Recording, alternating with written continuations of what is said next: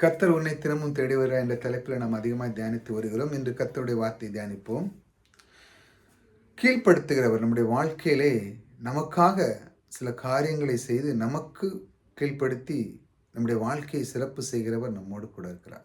பாருங்க, நம்முடைய தேவன் நமக்குள்ளே இருந்து நம்முடைய காரியங்களை செய்கிறவர் ஒவ்வொரு நாளும் நம்மை தேடி வந்து நமக்கு செய்கிறார்.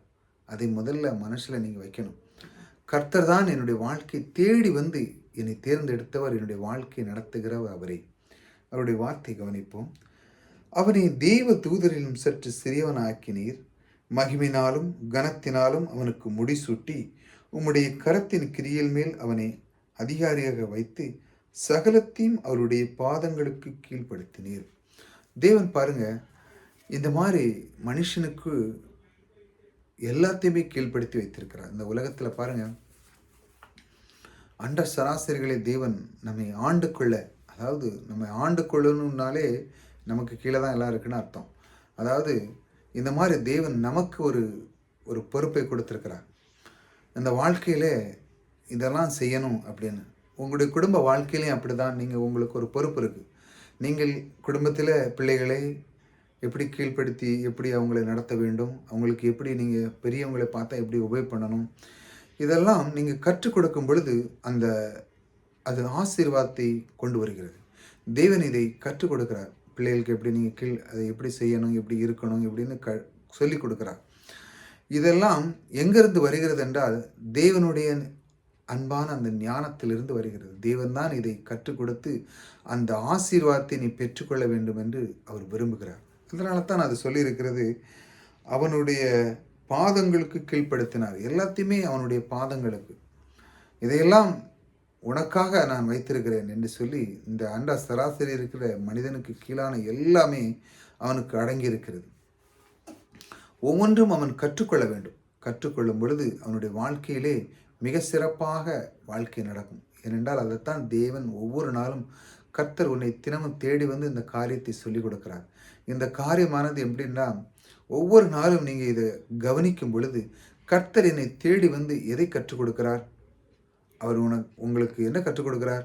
நீங்கள் நன்றாக இருக்க வேண்டும், பொருளாதாரத்தில் செழித்திருக்க வேண்டும், மற்றவர்களுக்கு கீழ்ப்படுகிற அந்த தன்மை எப்படி கற்றுக்கொள்ள வேண்டும், நீங்கள் எப்படி கர்த்தருக்கு எப்படி கீழ்ப்படிந்திருக்கீங்க, அதே போல் பெரியவங்களுக்கு எப்படி இருக்க வேண்டும், எப்படி அதை நடந்து கொள்ள வேண்டும், உங்களுடைய பொருளாதாரத்திலே உங்களுடைய செல்வத்தை நீங்கள் எப்படி கையாள வேண்டும், அதை எப்படி செலவு செய்ய வேண்டும், மற்றவர்களை எப்படி பேச வேண்டும், நாவை எப்படி அடக்கி ஆள வேண்டும், இப்படி இந்த பைபிளில் வசனத்தில் எல்லாத்திலையுமே நம்முடைய சரீரத்தை குறித்து நம்முடைய எல்லாத்தையுமே எப்படி இருக்க வேண்டும், எப்படி வாழ வேண்டும், எப்படி நீ சிறந்திருக்க வேண்டும் என்று தான் கற்றுக் கொடுக்கிறது.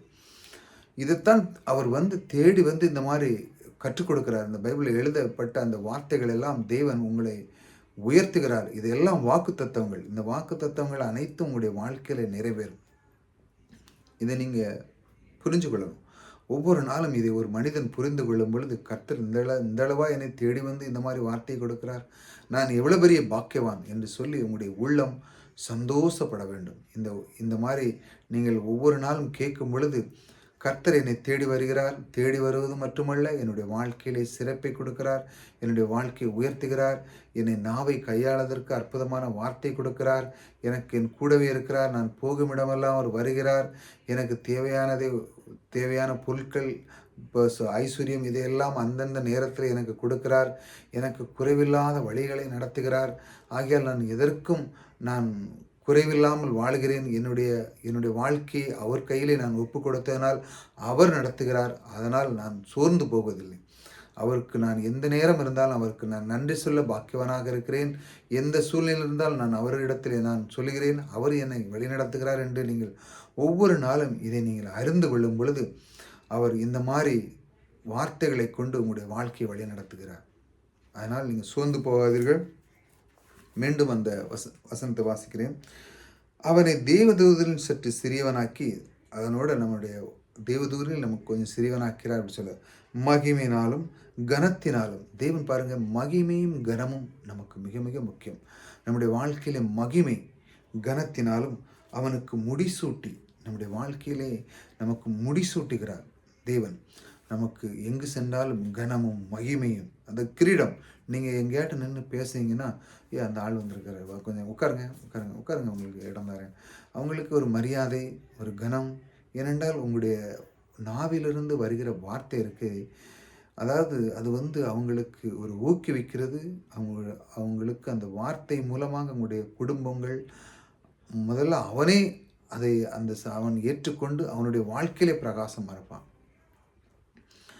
அப்படி அந்த மாதிரி உங்களுடைய உள்ளத்திலே அந்த மாதிரி ஒரு வார்த்தைகள் அவன் எதிர்பார்க்கிறான். அந்த மாதிரி இருக்கும் பொழுது உங்களுக்கு என்ன கிடைக்கிற பாருங்க, முடிசூட்டுகிற அந்த ஒரு, அதாவது உங்களுக்கு உள்ளத்தில் இருக்கிறது, மகிமினாலும் கனத்தினாலும் அவனுக்கு முடிசூட்டி உம்முடைய கரத்தின் கிரியைகளை மேல் அவனை அதிகாரியாக வைத்து, அவன் கைகள் கிரியைகள் நீ எந்த செய்தாலும் நீ தான் பெரிய அதிகாரியாக அவர் வைத்திருக்கிறார். வைத்து சகலத்தையும் அதிகாரியாக வைத்து பாருங்க, உங்களுக்கு எவ்வளோ பெரிய வாக்குத்தத்தம் பாருங்க. உம்முடைய கரத்தின் கிரியின் மேல் அவனை அதிகாரியாக வைத்து, தேவனுடைய கரம் அவன் மேல் இருக்கிறதுனால அவனை பெரிய உயர்ந்தவனாக ஆக்கி, மிக பெரியவனாக உயர்ந்தவனாக்கி, அதாவது எல்லாத்தையுமே அவன் டாப், அவனுக்கு தான் கீழே எல்லாரும் இருக்கிறாங்க. பாருங்க, தேவதூதர்களையும் சுற்றி சிறியவனாக்கி அவனை எப்படி தேவன் அவனுக்கு என்ன அளவுக்கு கொடுக்குறார் பாருங்க, மகிமையும் கனமும் முடிசூட்டி தேவனுடைய கிரியை, அதை தேவனுடைய உம்முடைய கரத்தினால் பாருங்க அவனை அதிகாரியாக்கி, அவனை பெரிய உயர்ந்தவனாக்கி என்ன பண்றார் பாருங்க, சகலத்தையும் அவனுடைய பாதங்களுக்கு கீழ்ப்படுத்தினார். ஹல்லேலூயா. அவ்வளத்தையும் அந்த அளவுக்கு தேவன் அவனுக்கு இந்த அளவுக்கு அவனை தேடி இந்த மாதிரி ஒரு காரியத்தை கொடுக்கிறார் பாருங்க. இந்த அற்புதமான தேவன் உங்களை எந்த அளவுக்கு நேசிக்கிறார். ஒரு மனிதன் கர்த்தர் என்னை எந்த அளவுக்கு நேசிக்கிறார் என்று அவன் உணர்ந்தாலே போதுங்க, அவனுடைய வாழ்க்கையிலே நன்றாக நித்திரை, வீட்டிலே சமாதானம், உணவுக்கு குறைவில்லை, பணத்துக்கு குறைவில்லை, ஒன்றுமே குறைவில்லாமல் இருக்கும். கர்த்தர் என்னை நேசிக்கிறார்.